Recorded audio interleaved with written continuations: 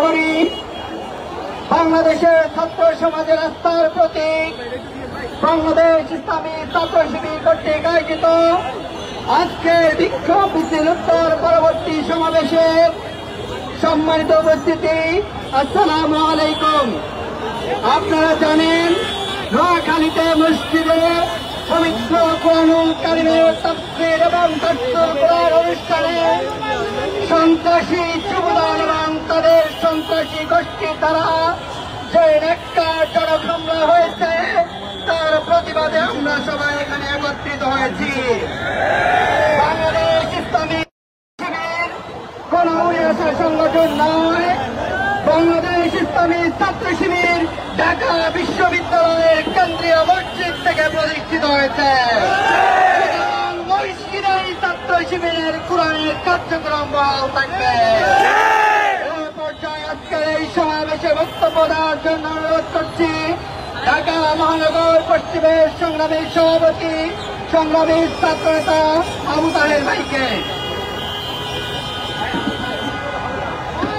আসসালামু আলাইকুম ওয়া রাহমাতুল্লাহ। জি, সম্মানিত দেশবাসী, আপনাদের কাছে একটি বিষয় অবগত করতে চাই। প্রথমত আমরা এই নব্য ফাঁসির জন্য আমাদের ছাত্র সমাজের প্রতি একটা আন্দোলনের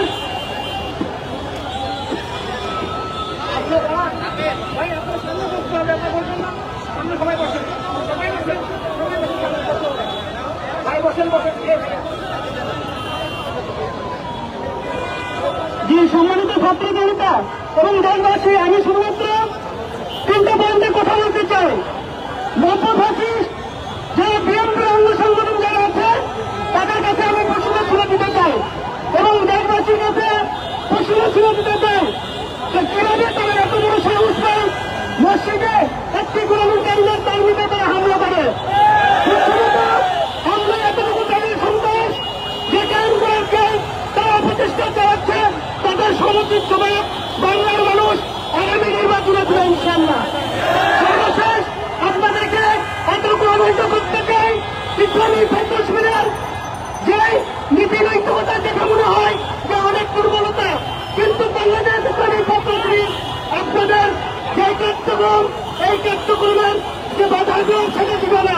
আগামী দিনে সারা বাংলাদেশের সাধারণ জনগণ এবং ছাত্র জনতা ভোটের মাধ্যমে ইনশাআল্লাহ দেবে। আমরা এই আশায় ব্যক্ত করে আজকের এই সংক্ষিপ্ত বক্তব্য এখানে আজকের আলোচনা শেষ করছি। আসসালামু আলাইকুম ওয়া রাহমাতুল্লাহ। সংগ্রামী উপস্থিতি, আমরা সকলে জানি এর আগে আবু জাহেল এবং আবু লাহাবের উত্তরসূরিরা কোরআনুল কারীমের অনুষ্ঠানে বাধা প্রদান করত। বাংলাদেশে আবু জাহেলের উত্তরসূরিদের দেখা যাচ্ছে। বাংলাদেশের মানুষ এই আবু জাহেলের উত্তরসূরিদের রুখে দেবে ইনশাআল্লাহ। এই পর্যায়ে বক্তব্য দেওয়ার জন্য অনুরোধ করছি ঢাকা মহানগর দক্ষিণের সংগ্রামী ছাত্র নেতা, সংগ্রামী সভাপতি জনাব হেলাল উদ্দিন ভাইকে। আউযু বিল্লাহি মিনাশ শাইতানির রাজিম। বিসমিল্লাহির রহমানির রহিম। নোয়াখালীতে কোরআনের অনুষ্ঠানে বাধা প্রদান এবং নেককারদের হামলা করা ইসলামী ছাত্র শিবির নেতাকর্মীদেরকে রক্তাক্ত করার প্রতিবাদে ঢাকা মহানগর শিবির কর্তৃক আয়োজিত বিক্ষোভ সমাবেশে উপস্থিত কেন্দ্রীয় নেতৃবৃন্দ, জনশক্তি ভাইয়েরা, সাংবাদিক বন্ধুগণ, সভাপতি আসসালামু আলাইকুম ওয়া রাহমাতুল্লাহ। প্রিয় ছাত্র সমাজ, আমরা অতি উদ্বেগের সাথে লক্ষ্য করছি বাংলাদেশের একটি তথাকথিত ডানপন্থী দল এবং তাদের অঙ্গ সংগঠন আজকে কোরআনের প্রোগ্রামে বাধা দিচ্ছে। তারা বাংলাদেশের 90% দেশে কোরআনের বিপক্ষে যদি দাঁড়ায় তাহলে নব্য ফ্যাসিস্ট হয়ে যদি ওঠে তাহলে পরিণতি বিগত ফ্যাসিস্টের থেকেও ভয়াবহ হবে।